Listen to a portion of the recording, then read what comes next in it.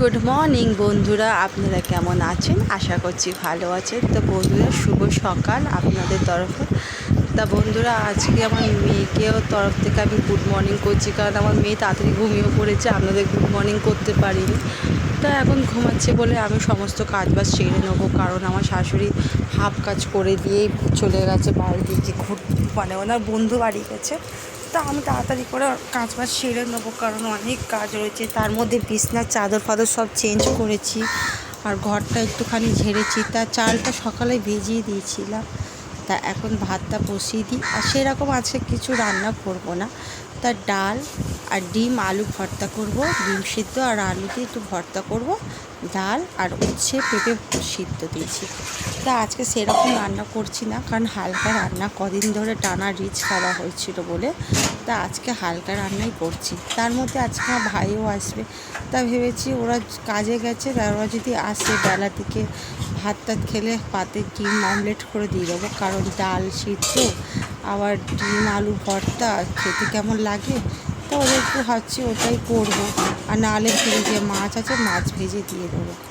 তো আর সেরকম কিছু করিনি।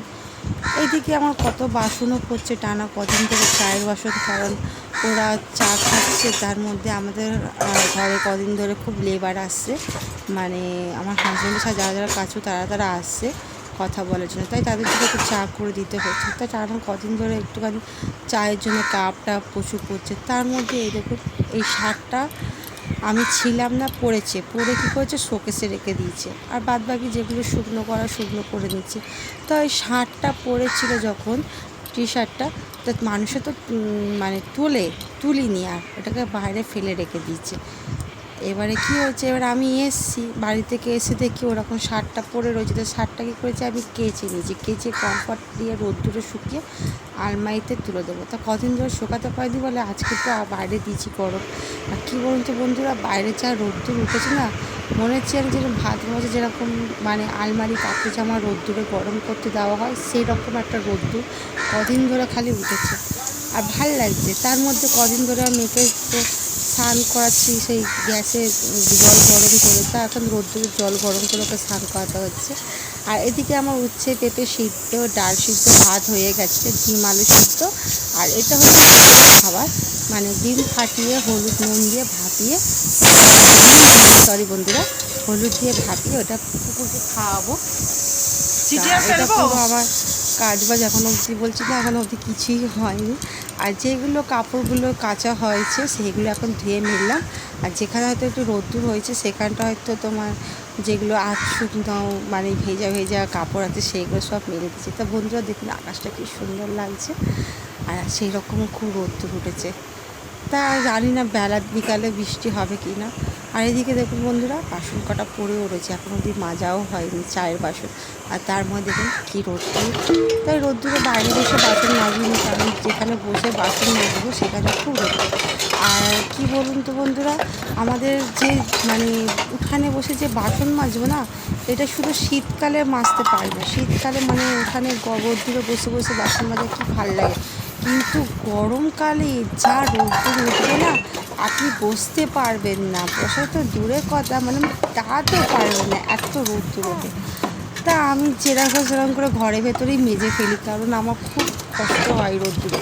আর মানে যখন খুব প্রচণ্ড গরম পড়ে গরমকালে, আমি দুটো গামলা করে জল রেডি করে রেখে দিই বাসন ধোয়ার জন্যে। ওই তখন কী করি, একটা একটা বাসন পড়লো মেজে ধুয়ে একটু করে তুলে দিলাম, মানে বেশিক্ষণ আমি লেট করি না বাসনের জন্য, যে বাসন পড়ে থাক, মাজা হয়, খানিক ফেলে রাখি না।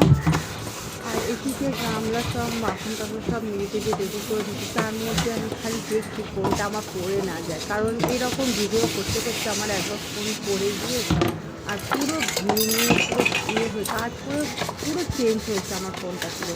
আর পুরো ফোনে পেছনে কী বলবো বন্ধুরা, আমার ১,৫০০ টাকা মতন খরচা হয়েছে। মানে আমি যে টাকাটা আমি চোখে দেখলাম না, আমার মানে টাকাটা আমার কাজেরই টাকা, সেই টাকা পুরো আমার খরচা হয়ে গেল।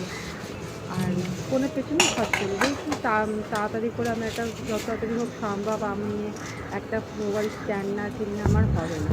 কী বলুন তো বন্ধুরা, স্ট্যান্ড কিনতেই হবে, কারণ আমি ভিডিও আপলোড করি। তাই আমি হাজব্যান্ডকে বলেছিলাম একটা স্ট্যান্ড কিনে দাও না।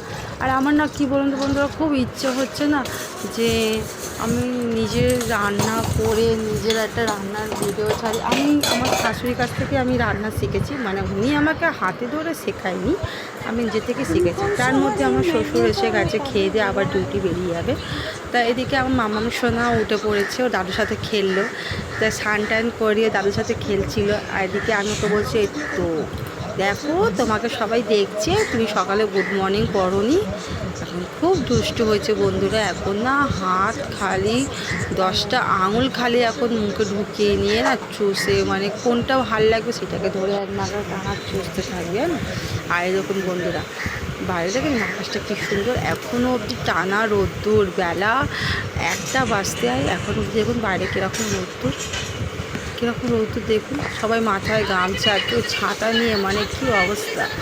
এদিকে আমার শ্বশুরমশাই খেয়ে দিয়ে ডিউটি যাবো তাড়াতাড়ি করে, উনি মানে চলে এসছে, এই জন্য টিভি দেখছে এখন। তাই তাড়াতাড়ি করে ওনার খাবারটা। আর এটা হচ্ছে পটল খোসা পটল, এটা বেটে রসুন কাঁচা লঙ্কা দিয়ে যদি আপনারা বেটে যদি এটা তেলে, মানে সর্ষে বলছি ভুল কথা, কালো জিরে দিয়ে যদি আপনারা খেতে পারেন, মানে তেলের মধ্যে দিয়ে ভালো করে ফ্রাই করে, তাহলে হেভি লাগে। আর ডিম এদিকে সিদ্ধ তো বসিয়েছিলাম, ডিমটা ঠিকমতো সিদ্ধ হয়নি। আর ভাতটা আমার এক্সট্রা বসাতে হয়েছে, কারণ আমার শ্বশুর চলে এসেছে, আমি ভাবতে পারিনি যে আমার শ্বশুর চলে আসবে।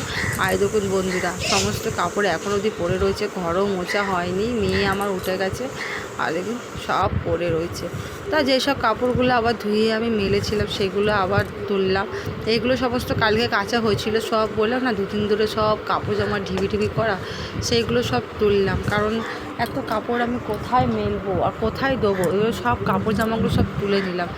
আর এই 2টো চাদর কালকে কাচা হয়েছিল, তা সেগুলো জল ঝরে ভালো করে রেখে দিয়েছিলাম, সেগুলো আজকে মেলে শুকনো করে তুলে নেবো। আর এগুলো না রাখবো না, তাড়াতাড়ি করে এগুলো পাট করে নেবো। তাই মেয়ের মোজাগুলো ছিল সেইগুলো কেচে দিচ্ছি। ওর পাপা বলছিল অনেকদিন ধরে তুমি মোজাগুলো কেচে দেবে।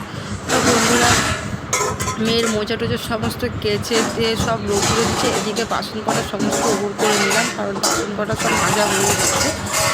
আর আমি বুঝতে পারিনি, আর ভাল লাগছিলো না, কারণ আমার না কাজ করতে করতে কি বলছিল না, আমার মাথা ঝিনঝিন করতো। কারণ বলুন তো, আমি রোদ্দুর থেকে যখন ঘরে ঢুকি তো ঘরে একটা অন্ধকার, আর ওই অন্ধকারে আমার ঢুকলে মানে না মাথা ফাথা ঘোরে, ওই জন্য আমি না একটু বসে মানে একটুখানি জিরিয়ে নিয়েছি। আর এদিকে আমার মেয়েও সেরকম খুব দুষ্টু হয়েছে, শুয়ে টিভি দেখছে, আর হ্যাঁ করেই যাচ্ছে।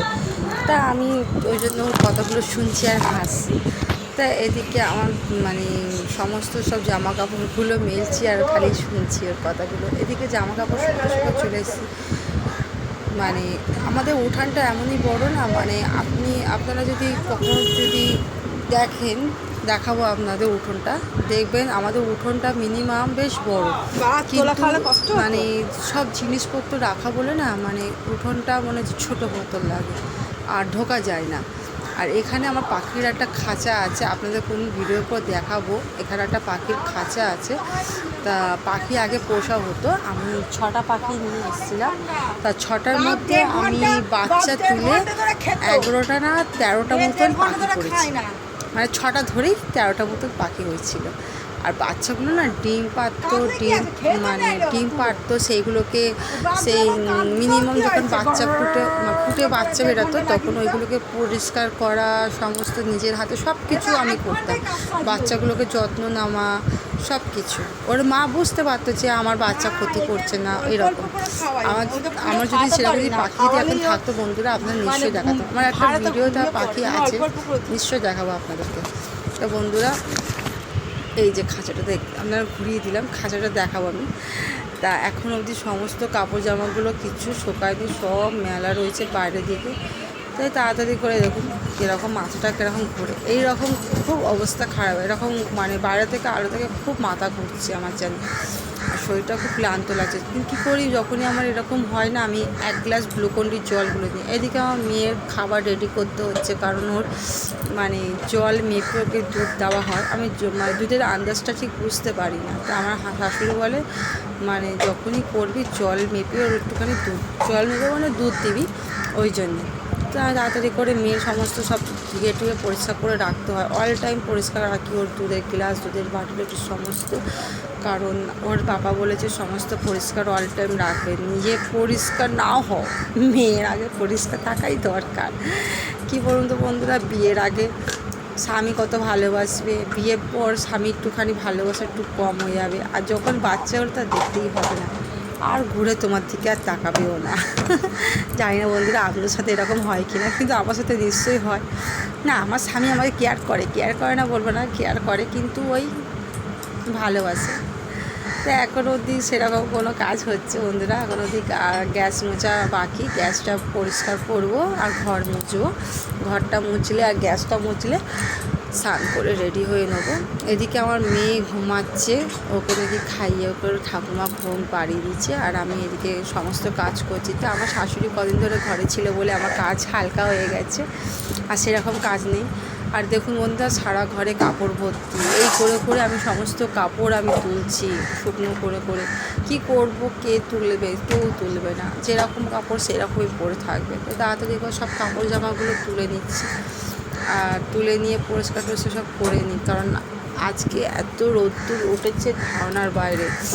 আর মেয়েকে স্নান টান করে দিই বলে ও মানে খিদে তখন পাবে, খাইয়ে দাও, ও ঘুমিয়ে পড়বে, আর ওকে নিয়ে চিন্তা নেই।